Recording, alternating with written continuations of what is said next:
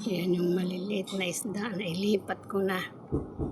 Nilipat ko sila sa malaking lagayan. Dami sila eh.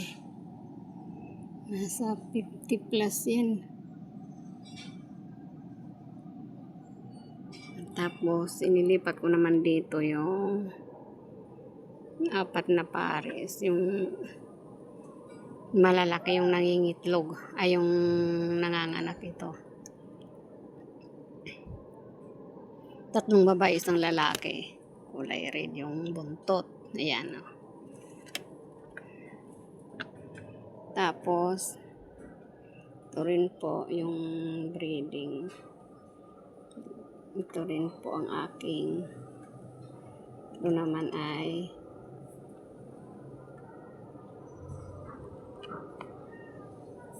ibang kulay yung lalaki. Ito naman ang aking isa pang ano.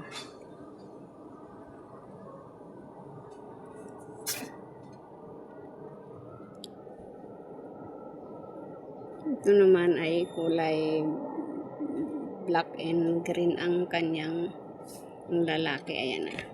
Kulay nung. Tapos, 2 babae.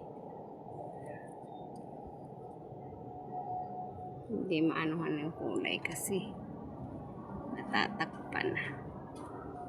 Ayan po, ang buntot niya ay green. Yung lalaki, ayan. Ang buntot niya ay green, tapos black yung katawan niyan. Yan.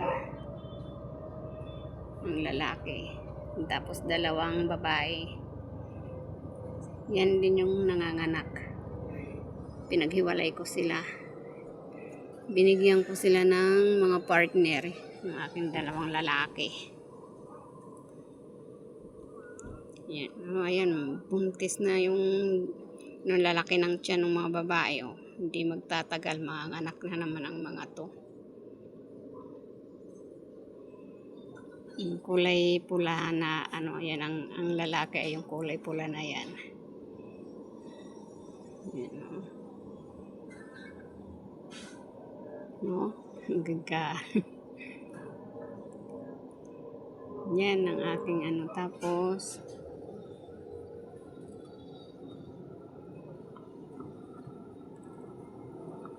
yan naman ang aking mga muli.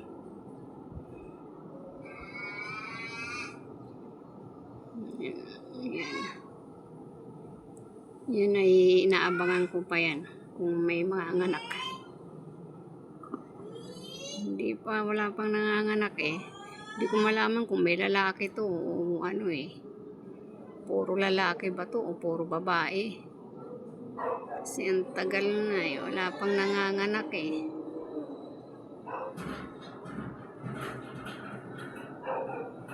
Tapos,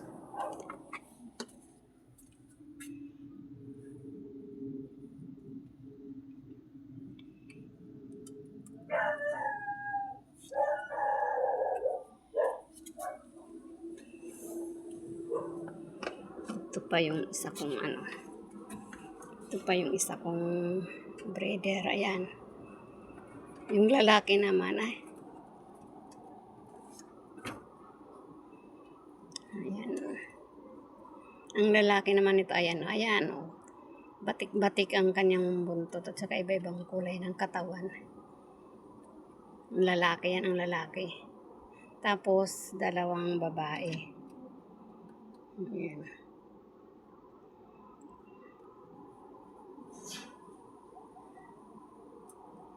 Ito yung aking mga breeder. Diba?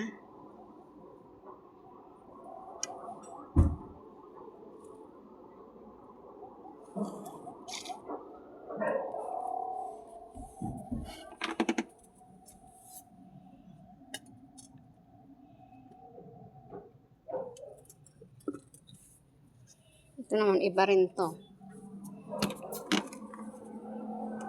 Ayan. Iba rin to, iba. Ayan, ang ano naman ng lalaki ay, ayan o, iba-ibang kulay ng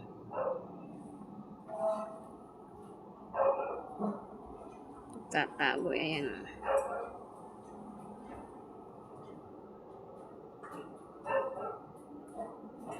Hindi makita yung ano, kulay ng lalaki. Ayan o. Ibang ano rin to, ibang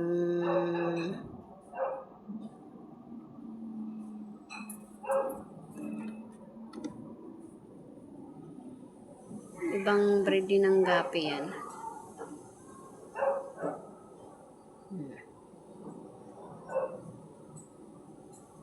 Ayan ang lalaki. Ayan.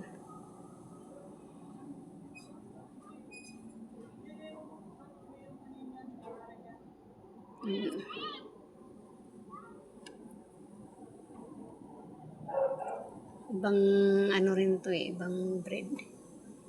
Breeder ko rin yan, ayan. Ayan ang lalaki. Oh. May kunting ano rin sa batik-batik. Green, blue, iba-iba yung kulay ng katawan niya.